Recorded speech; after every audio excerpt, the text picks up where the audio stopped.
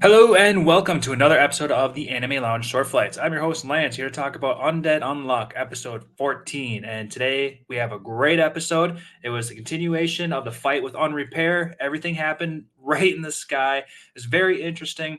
Last week, or not last week because we had a week off, but last episode I was telling you guys that this whole fight was going to be in the air, and that's because Chikara has the ability of unmove, and he's making things stop, and that can stop things in midair. But in addition to that, Unrepair has these artifacts that can also boost him so that he's flying through the sky. So a lot of fun stuff going on there. This episode was so much fun, and I got some manga stuff that I could share with you guys. Really, not that much, but there is one difference. And stick around to the end, and I'll give you guys a spoiler because I kept reading, couldn't stop reading. So this covers chapters 27, 28, and the start of 29, which is a little bit different because for the past few episodes, everything has been covering like a solid two chapters. But this one did a little bit more, and that's because chapter 27 and 28 were relatively quick. So I can definitely see why they did a little bit of the next chapter. No big deal. One small difference means nothing, but I'll get to it in a moment. So the whole part of this episode was to learn how Chikara is using his ability, and we learned that his ability unmove stops anything from moving that is in his eyesight. So we got nice little peripherals like these little triangle beams that came out of his eyes. So we got to see his vision of sight, and that's what can stop movement. Really cool, really interesting. I liked how they went into detail about how like if certain things were blocked, like they had their shirt over their mouths so that their mouths behind the shirt can still move and they can still talk. So it's getting like nitpicky on stuff like that, and I like that because you know can't have anime logic for everything, and I really like that they were doing that. So a lot of weird stuff is going on.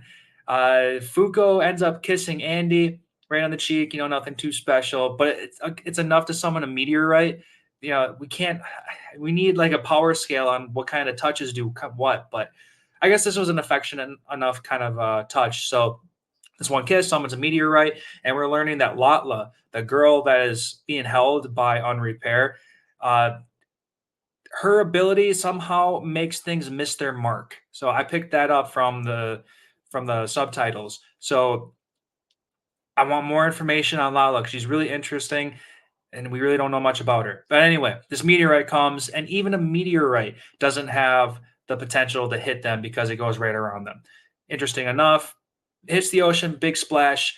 Uh, Andy goes away and out of sight, and then this gives them the opportunity, them by the bad guys, to go attack Fuko and Chikara, and they already had a plan in motion. And as soon as the bad guys are going to be coming at them, they were going to line up perfectly, or at least Andy was going to line up perfectly from far enough away that he would now charge up a super parts bullet that he calls Crimson Bullet, and it's just a giant spirit gun, and we're getting ready to shoot this at the bad guys. So this is where the only difference in the manga and the anime is this exact scene is just played out a little differently. Order of events, really. So in the manga, everything was being explained as it was happening in real time.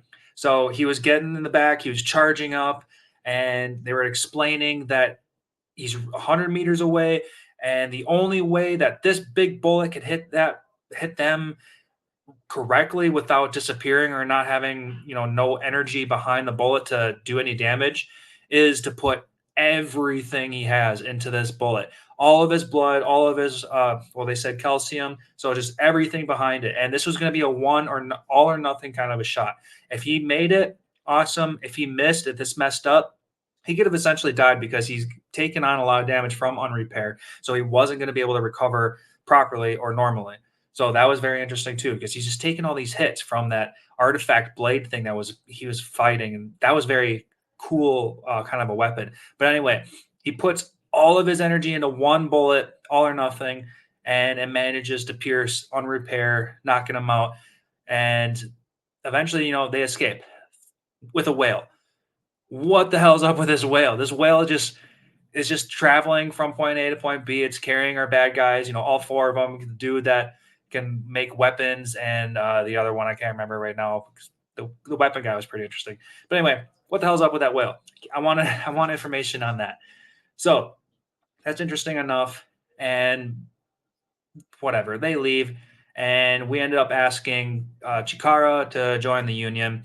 He doesn't have an answer right away, but that's okay. And he says, "You have a week to give us an answer."